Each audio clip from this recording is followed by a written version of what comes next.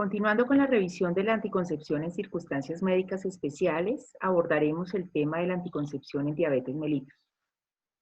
Esta diapositiva corresponde al conflicto de interés, a pesar de que la Federación Colombiana de Perinatología y Medicina Materno-Fetal recibiera una remuneración por la elaboración y la presentación de la conferencia.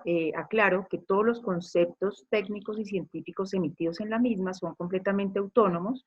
Por lo tanto, ni Bayer ni la Federación Colombiana de Perinatología tienen ninguna injerencia en los conceptos que voy a emitir en la presente conferencia.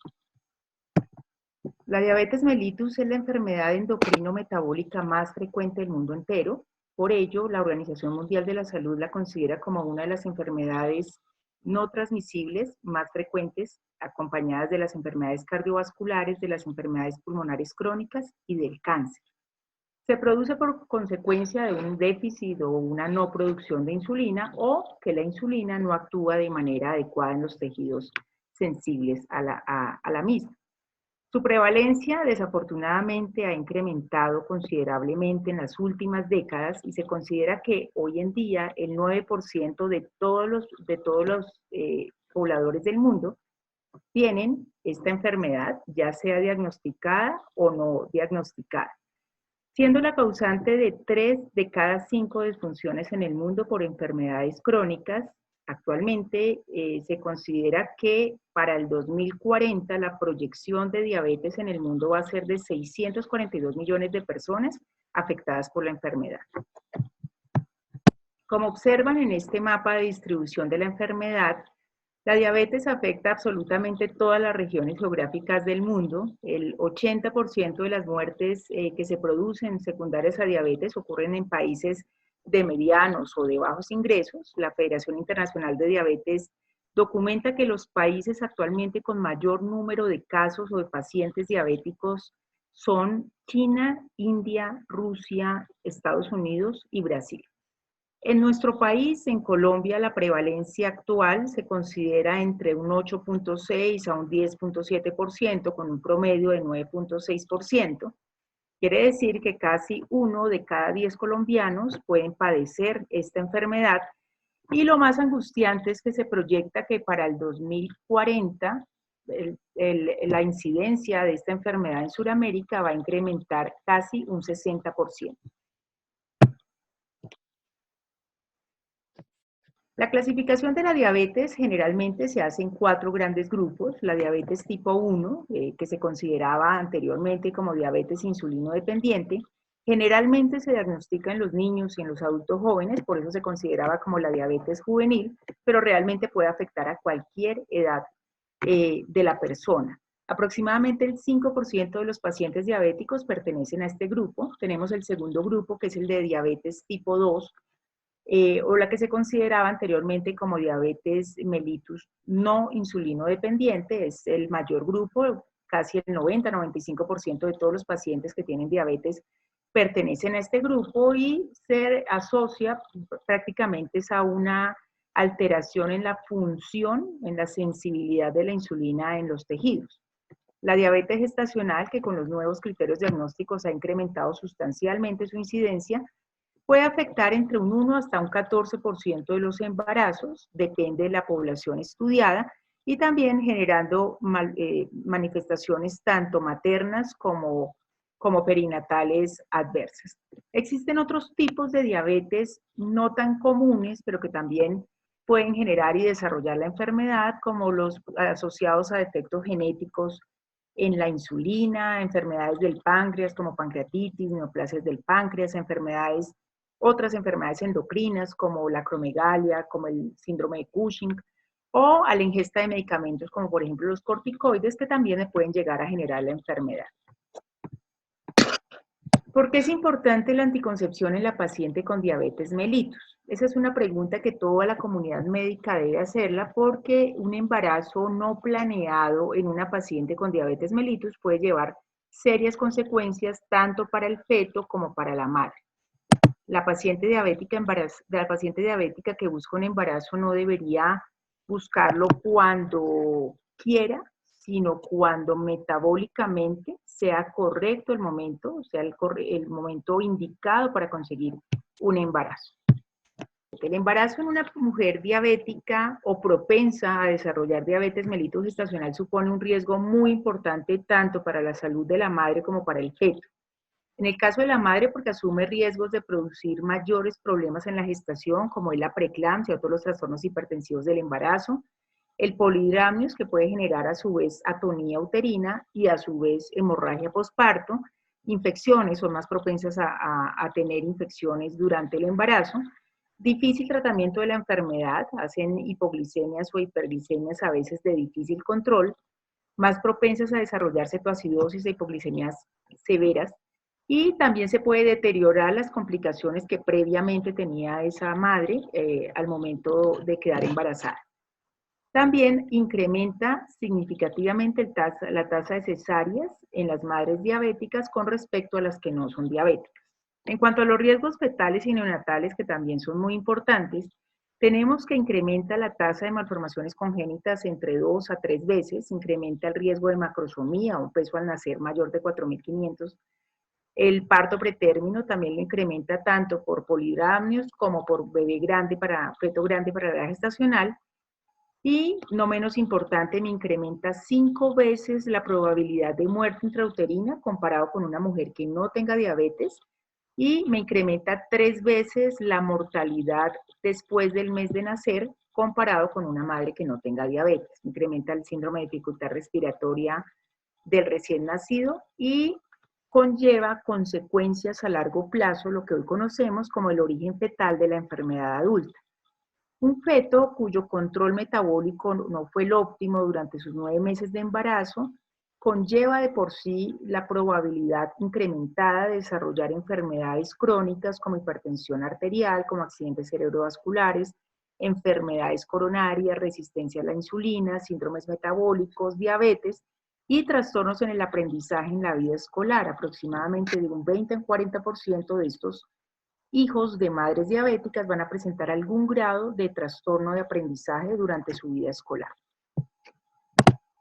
Los estudios coinciden en afirmar que el uso de una anticoncepción adecuada y eficaz en una mujer diabética es muy positivo a la hora de elegir cuál es ese momento más adecuado para planificar un embarazo. La evidencia científica nos demuestra hoy en día que el adecuado control metabólico y el cuidado preconcepcional de una paciente al menos 3 meses antes de conseguir el embarazo tiene un impacto muy positivo, muy benéfico sobre la reducción de malformaciones congénitas, sobre la reducción de la incidencia de parto pretérmino y sobre la mortalidad perinatal. Y nos preguntamos si es tan benéfico la anticoncepción. ¿Realmente estamos logrando una adecuada anticoncepción en la paciente diabética? Desafortunadamente, la falta de comprensión sobre estos altos riesgos de un embarazo no planificado en la paciente con diabetes mellitus y la falta de comprensión no solamente desde el punto de vista de la paciente, sino también de la comunidad médica sobre esa necesidad de utilizar métodos anticonceptivos realmente eficaces, son motivo de alta preocupación. Cerca de las 2/3 partes de los embarazos que ocurren en mujeres diabéticas no son planeados. El método anticonceptivo más utilizado en ellas, en un estudio reportaba que el 65% de las mujeres utilizaban condones. Algunas mujeres no estaban seguras de qué es un método de anticoncepción segura o eficaz, no lo conocen, no saben diferenciarlos. Y la mayoría de las pacientes que quedaron embarazadas no planeado desconocen totalmente los altos riesgos asociados que conlleva un embarazo en una paciente diabética no controlada. Es menos probable que las pacientes con diabetes mellitus reciban una consejería acerca de un uso de anticonceptivos comparado con las mujeres que no tienen diabetes. En este estudio, que examinó el uso de anticonceptivos entre mujeres sexualmente activas entre los 24 y 32 años, donde un 3.6% de la muestra evaluada tenía diabetes mellitus diagnosticada, un 3.1% no diagnosticada, un 20.6% estaba en estado de prediabetes y un 72.7% no tenía ninguna alteración en el metabolismo de los carbohidratos, encontramos una diferencia significativa sobre el uso de los anticonceptivos. encontramos que el 33% de las pacientes con diabetes mellitus no utilizaban un método anticonceptivo de alta efectividad comparado con las pacientes sin diabetes, que un 19% de las pacientes en estado de prediabetes tampoco utilizaban ningún método anticonceptivo de alta efectividad, que las mujeres diabéticas tienen 1.73 veces más probabilidad de no utilizar ningún método anticonceptivo con respecto a la paciente que no tiene diabetes, y que las pacientes diabéticas diagnosticadas versus las que son diabéticas pero no tienen diagnóstico, definitivamente no utilizan ningún método anticonceptivo, ni seguro ni no seguro. En este otro estudio que evaluó 199.800 mujeres en estado de posparto entre los 15 y los 44 años, encontramos que el control posparto se realizó solo en el 55% de las pacientes que tenían diabetes mellitus pregestacional, 55% en las que tuvieron diabetes mellitus gestacional y solo en un 48% de las pacientes que no tienen diabetes. O sea, el control posparto o el control puerperal es definitivamente muy deficiente en la práctica clínica. El 48% de las mujeres que tenían diabetes mellitus preconcepcional no recibieron ningún método de contracepción en este control. El 50%, la mitad de las pacientes con diabetes gestacional, tampoco recibió ningún método anticonceptivo y el 53% de las pacientes sin diabetes tampoco lo recibieron. Si observamos o comparamos la contracepción, la anticoncepción definitiva o irreversible, es definitivamente mayor en las pacientes que tienen diabetes mellitus preconcepcional con respecto a las que no tienen diabetes. El 14.1% de las pacientes con diabetes mellitus preconcepcional optó por un método irreversible, un método quirúrgico de planificación versus el 6.1% de las pacientes que no tenían diabetes. La evaluación adicional de la planificación familiar para las mujeres con prediabetes y con diabetes mellitus es fundamental para poder ayudar a las mujeres a lograr sus objetivos reproductivos y al mismo tiempo podamos minimizar todos esos riesgos asociados con un nivel elevado de glucosa preconcepcional o durante el embarazo. Pero ¿por qué ocurre esto? ¿Por qué las pacientes con diabetes que tienen total indicación de planificar no lo están haciendo? Uno, porque el manejo de enfermedades graves eclipsa el manejo de enfermedades de problemas de salud sexual y reproductiva. Digamos que lo eclipsa y prima la enfermedad crónica, la diabetes, sobre el manejo de la salud sexual y reproductiva de las pacientes. El segundo factor que considero importante en esta disminución de la tasa de anticoncepción segura en una paciente diabética es que los médicos endocrinólogos y los médicos internistas suponen que el otro médico, llámese ginecólogo, llámese médico de familia, llámese médico general, está brindando el asesoramiento anticonceptivo en la paciente diabética, pero son pacientes que asisten a múltiples consultas de nutrición, de endocrino, de medicina interna, de crónicos, etcétera, y es muy difícil que la paciente solicite una cita adicional para pedir consejería acerca de la anticoncepción. Entonces, entre varios grupos de profesionales, todos nos estamos tirando la bola en quién le da la asesoría de anticoncepción y realmente o desafortunadamente ninguno de nosotros lo estamos haciendo. Otro factor que influye es el tiempo de consulta. Limita definitivamente la discusión del tema. Los tiempos de consulta, principalmente en Colombia, son muy cortos y hacen que el profesional no tenga la suficiente disposición para poder brindar una asesoría y una orientación adecuada en anticoncepción. Además, se ha detectado también en los estudios de los pediatras y de los endocrinólogos pediatras que pocos detectan actividad sexual en las pacientes pediátricas, tal vez por pudor o porque consideran que la paciente aún no ha iniciado su vida sexual y son temas que no se indagan durante la consulta externa. También existen los factores económicos, ¿no? La diabetes conlleva de por sí el uso de medicamentos de altos costos con múltiples prescripciones que obligarían al médico a prescribir otro medicamento más o otro dispositivo más médico para lograr la anticoncepción. En un estudio encontraron que la edad avanzada, la raza blanca, los síntomas depresivos y de mayor actividad de la enfermedad, una diabetes no controlada, se asociaron como factores independientes para no utilizar anticoncepción en las pacientes con diabetes. ¿Qué factores debemos tener en cuenta cuando vamos a dar una asesoría de anticoncepción en una paciente diabética? Dar asesoría suele ser una actividad compleja porque suma una alta sensibilización que tienen las pacientes frente a su enfermedad, conlleva un miedo que tienen ellas, de un trastorno que se puede heredar, que le van a heredar a sus hijos, el temor por las complicaciones que tiene de por sí el embarazo, pero nosotros los médicos no podemos caer en el error de ignorar todos esos aspectos de la sexualidad y de la escala de valores que cada pareja, cada mujer tiene o conlleva, y no tener en cuenta solamente el uso de un método en especial, sino que debemos conjugar todos esos temores que tiene la paciente, todos esos valores sociales, culturales, religiosos que tiene la paciente para poder dar una asesoría completamente integral.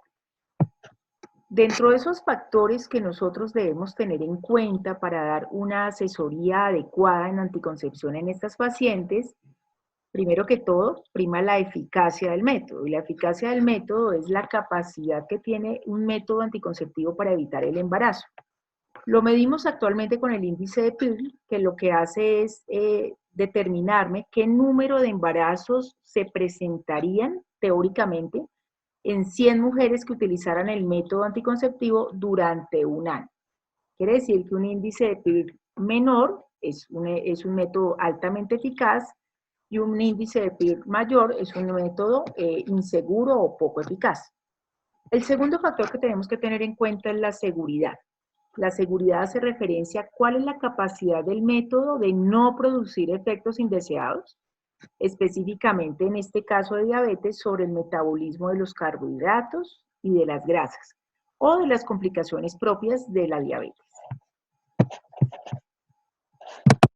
El tercer factor que tenemos que tener en cuenta para brindar asesoría en anticoncepción es la reversibilidad, que se refiere a la capacidad que tiene de recuperar su función reproductiva una vez se interrumpa el método.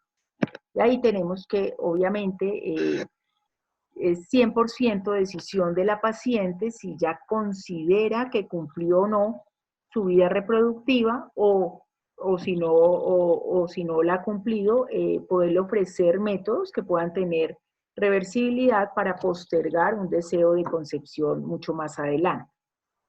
El cuarto factor son otros factores influyentes que pueden tener cierta injerencia en la toma de la decisión del anticonceptivo, como son los efectos beneficiosos no contraceptivos que ha demostrado diferentes fármacos. Para todos es conocido que los anticonceptivos no solamente me ayudan a evitar, a prevenir un embarazo, sino que también tienen unos efectos adicionales que, según la historia clínica de la paciente, yo puedo utilizarlos como efecto benéfico en esos casos. Por ejemplo, en el control del acné, en el control del hirsutismo, en el control de la dismenorrea, de la menorragia, control del ciclo, etc. El otro factor que debo tener en cuenta es la facilidad o la complejidad del uso. Es de vital importancia que nosotros estemos completamente seguros de comprobar que la paciente realmente es consciente y entendió adecuadamente cuál es el uso del anticonceptivo. Si resulta ser un método que para esa paciente es muy complejo de entender, de realizar, de poder utilizar el método como ordena la teoría, pues definitivamente no sería un método ideal para esa paciente. Por lo tanto, el nivel educativo, el nivel social, el nivel cultural, la comprensión que tiene la paciente es muy importante al momento de decidir qué anticonceptivo le conviene mejor a X o Y mujer. El otro factor que tenemos en cuenta es el precio.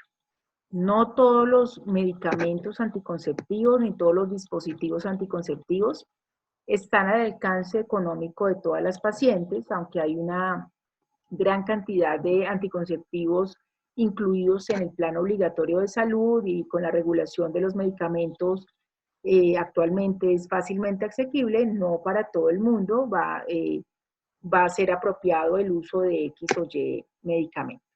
Y la frecuencia de las relaciones sexuales también es un factor muy importante al tomar en cuenta qué anticonceptivo le puedo recomendar o no a la paciente.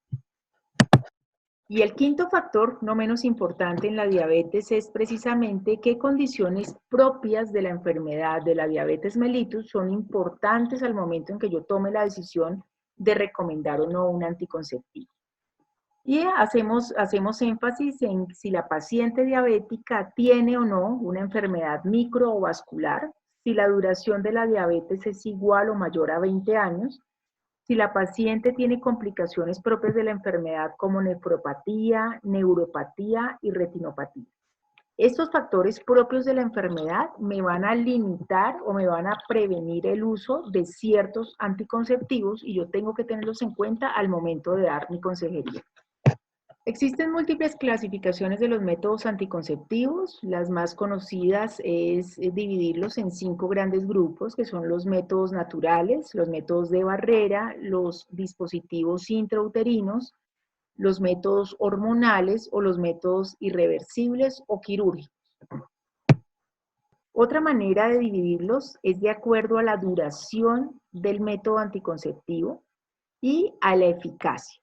Existen los de larga duración, que son los sistemas intrauterinos, los implantes subdérmicos, los dispositivos intrauterinos y la esterilización, que son, además de ser de larga duración, son súper efectivos. Quiere decir que solamente consigo un embarazo por cada 100 mujeres al año que estén utilizando alguno de estos métodos. En general, existen los de corta duración, son altamente efectivos, tienen una eficacia entre un 91 y un 94%, como son la píldora anticonceptiva, el parche transdérmico, el anillo vaginal y la inyección con su frecuencia de uso de acuerdo a cada uno de los métodos, o diario, o semanal, o mensual. Y existen los métodos tradicionales que son menos efectivos, como son el coito interrumpido, los capuchones cervicales, el diafragma, la esponja vaginal, el método del ritmo, los espermicidas, el condón tanto femenino como masculino. Son muy económicos, están al alcance de la mayoría de las personas, pero al no ser tan eficaces podemos obtener una tasa significativa de embarazos durante el uso del anticonceptivo. La eficacia anticonceptiva de los métodos hormonales definitivamente es muy alta y son los anticonceptivos de preferencia. Si solamente me fijara solamente en la eficacia, pues diría que los anticonceptivos hormonales de lejos se llevan a los demás métodos en cuanto a eficacia. Pero hay que tener en cuenta que la eficacia teórica difiere de la eficacia real. Quiere decir que si el uso del anticonceptivo es completamente perfecto, esa eficacia va a ser demasiado alta, pero en la vida real o en el uso diario notamos que difieren la eficacia teórica con la eficacia real. Si ustedes observan en cuanto a los anticonceptivos orales, el parche transdérmico y el anillo vaginal, son métodos que tienen una eficacia teórica altísima, del 99.7%, pero cuando vamos a mirar al uso real, se presentan embarazos no planeados de una manera diferente a lo que se planteaba teóricamente. Por ejemplo, en los anticonceptivos orales el índice de PIR teórico es de 0.3, mientras que el real es de 3 a 8%. Se ha notado esta baja en la eficacia principalmente en adolescentes. El 20% de las pacientes que quedan embarazadas utilizando anticonceptivos orales son adolescentes o tienen un nivel sociocultural o un nivel educativo mucho menor con respecto a las pacientes que no consiguen embarazo. Por eso hago énfasis en que es muy importante que la paciente entienda cómo utilizar el método. En cuanto a los anticonceptivos hormonales, como es el sistema intrauterino de liberación del levonorgestrel, El índice teórico con el índice práctico es exactamente igual. Quiere decir que es un método que no depende del uso de la paciente, sino es netamente exclusivo del mecanismo de acción que tiene el medicamento.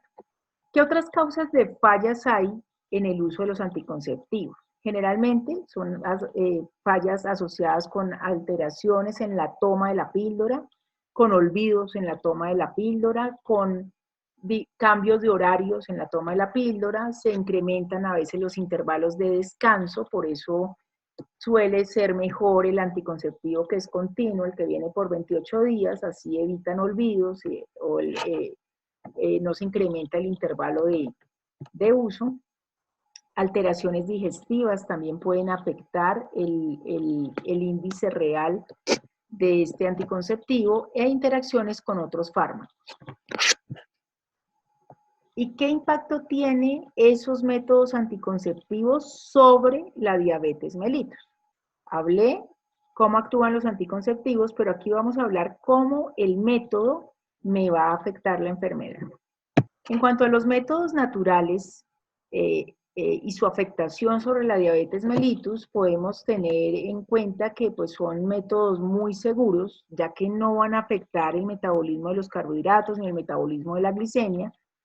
Son poco eficaces, en contraposición, en desventaja, son métodos muy eficaces con un índice de PIR de 25 y tener en cuenta que las pacientes con diabetes mellitus frecuentemente tienen alteraciones en los ciclos menstruales, o sea, son ciclos irregulares, lo que me afecta aún más la eficacia del método.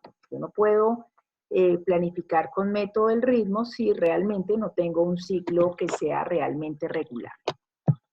Los métodos de barrera son asequibles, tanto el preservativo masculino como el femenino, no va a afectar la diabetes ni tampoco va a afectar las secuelas de la diabetes. En cuanto a ventajas, adicional al método anticonceptivo, pues también protege contra las enfermedades de transmisión sexual, disminuye muchísimo la probabilidad de infecciones genitales altas, de enfermedad pélvica inflamatoria, pero de inconvenientes tiene, uno, la baja aceptación.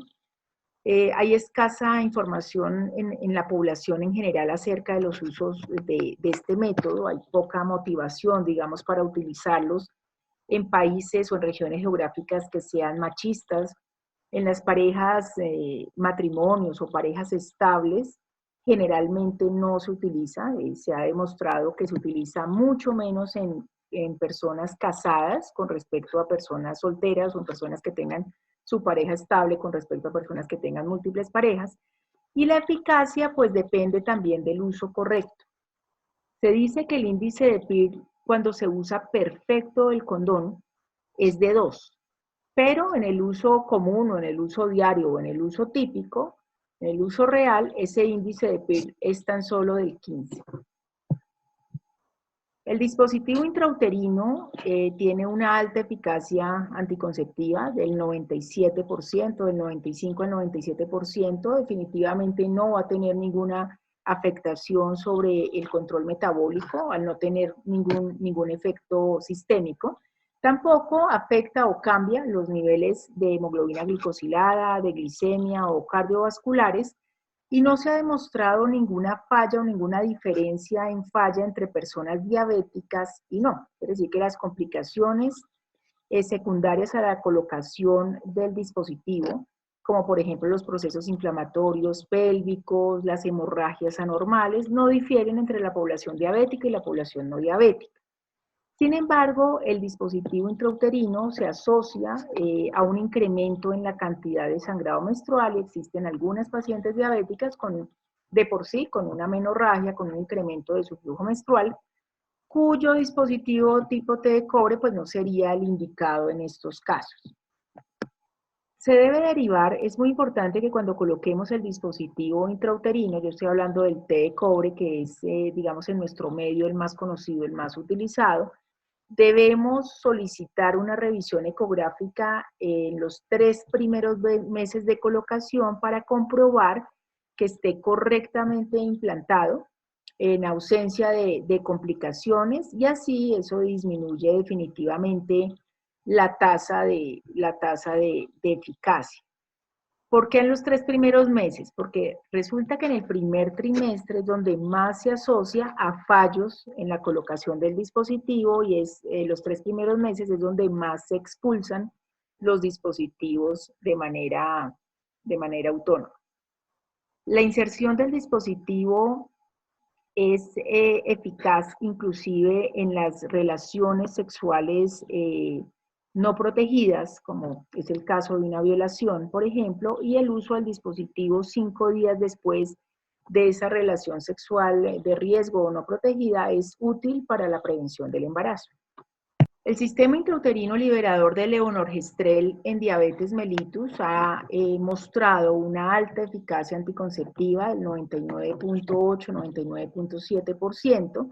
El efecto es predominantemente local, casi que escaso o nulo efecto sistémico, y no se han encontrado diferencias en la glicemia, ni en la hemoglobina glicosilada, ni en los valores lipídicos de las pacientes diabéticas comparadas con las no diabéticas que utilicen este método.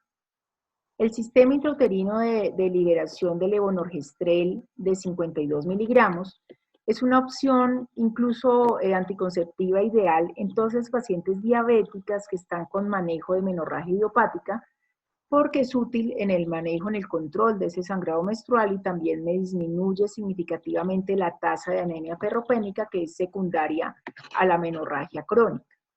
Se asocian con menstruaciones obviamente mucho más cortas, más ligeras, menos dolorosas, y como inconveniente tenemos que puede generar o presentar la paciente un spotting durante los 3 a 4 primeros meses de uso, aunque realmente el primer mes es el que más se ve afectado con spotting. Siempre tenemos que preguntarnos cuando vamos a utilizar anticonceptivos orales si modifican el metabolismo de los carbohidratos o pueden incrementar la probabilidad de enfermedad cardiovascular o empeorar la enfermedad cardiovascular en las pacientes que han sido diagnosticadas con diabetes mellitus. Los anticonceptivos orales, además de su efecto como anticonceptivo, han demostrado efectos benéficos adicionales que son de gran utilidad clínica para nosotros, los ginecólogos, como son la regulación del ciclo menstrual. Regulan adecuadamente el ciclo menstrual, entonces nos sirven para manejar las menorragias, las hipermenorreas, las dismenorreas, los síndromes de ovulación dolorosa. Disminuyen la incidencia de embarazo ectópico y eso es por su elevada eficacia. Entonces disminuye la incidencia de embarazo ectópico, disminuye también la incidencia de enfermedad pélvica inflamatoria. Cuando da enfermedad pélvica inflamatoria usando anticonceptivos orales, también es mucho menor en grado de severidad con respecto a la paciente que está utilizando otro método anticonceptivo. Me regulan el acné, la seborrea y el hirsutismo, y eso es porque claramente los anticonceptivos orales incrementan la globulina transportadora de hormonas sexuales, por lo tanto me va a disminuir esa testosterona libre que queda activa y que es causante de todas las enfermedades que nombré anteriormente. Es benéfico para la osteoporosis en las mujeres que tienen hipoestrogenismo o una disminución de la función ovárica, pues definitivamente los anticonceptivos orales combinados van a generar un efecto protector sobre todo esa densidad mineral ósea, disminuye el cáncer de endometrio. Tras 2 a 3 años de uso es capaz de disminuir el 50% de la incidencia de cáncer de endometrio y se mantiene, tiene efecto acumulativo durante 10 a 15 años tras haber suspendido el uso de los anticonceptivos orales combinados, y también es capaz de disminuirme la incidencia de cáncer de ovario de manera significativa. Los anticonceptivos hormonales combinados son capaces de disminuir el 40% de riesgo de cáncer de endometrio desde los 6 primeros meses de uso, inclusive hasta un 80% es capaz de disminuir la incidencia de cáncer de ovario en las pacientes que llevan tomándolo 10 años o más. El beneficio también, al igual que el cáncer de endometrio, se mantiene de 10 a 15 años más después de haberlo suspendido, y es excelente, para disminuir estas enfermedades y se extiende este beneficio incluso en las mujeres que tienen una historia familiar de cáncer de ovario o alguna mutación genética que las predisponga. En cuanto a los métodos anticonceptivos de emergencia, se definen como aquellos métodos que utilizamos nosotros para evitar un embarazo tras una relación sexual sin protección, incluida la violación. Por obvias razones, no es un método anticonceptivo de uso habitual. El régimen más comúnmente utilizado es el de 1500 miligramos de levonorgestrel. Es eficaz hasta 72 horas después de la relación sexual. Como monodosis, no se ha encontrado que afecte significativamente el metabolismo de los carbohidratos o afecte la enfermedad vascular de una paciente con diabetes mellitus. En cuanto a los métodos irreversibles en diabetes mellitus, tenemos en cuenta dos: la ligadura tubárica o la vasectomía, si estamos hablando en el caso de los hombres.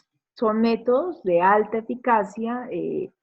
La elección en la mujer diabética debe ser cuando ella ha completado su proyecto reproductivo o cuando existen contraindicaciones absolutas para una gestación en esa paciente, siempre y cuando la paciente esté de acuerdo. Según la Organización Mundial de la Salud, tenemos 4 categorías cuando vamos a optar por un método irreversible en una paciente: la categoría A, la C, la D y la E. La A, de aceptar, es la categoría donde no existe absolutamente ninguna razón médica para negarse a hacer la esterilización si la paciente o el paciente así lo decide. La categoría C, que es la categoría de cuidado, de cautela, nos dice que el procedimiento se puede realizar, pero con una preparación y con unos cuidados más precisos. La categoría D, que es la categoría de retrasar, de esperar un poco, dice que debemos esperar la realización del método irreversible hasta el momento en que reúna las características necesarias para poder llevar a cabo la intervención, y mientras tanto debemos utilizar otro método anticonceptivo hasta lograr el control de la enfermedad. Y la categoría E o la categoría especial nos dice que el procedimiento debe realizarse por un equipo multidisciplinario con experiencia y con métodos técnicos adecuados, utilizando otro método anticonceptivo hasta reevaluar las condiciones, esperando que sean un poco mejores. Este método, esta categoría, digamos que es exclusivamente, se maneja de manera individual en ciertas pacientes. No toda paciente con diabetes va a ser categoría especial por el hecho de tener diabetes, sino que reúna ciertas condiciones que hagan una paciente en categoría E o especial. Diapositiva 30. Si tenemos en cuenta estas categorías con respecto a la enfermedad, encontramos que tener diabetes gestacional, la diabetes que es neta del embarazo, sería una categoría A, y si la glicemia no está controlada, pues deberíamos remitir la realización del método irreversible de la cirugía a una institución con un nivel superior de 3 a 4.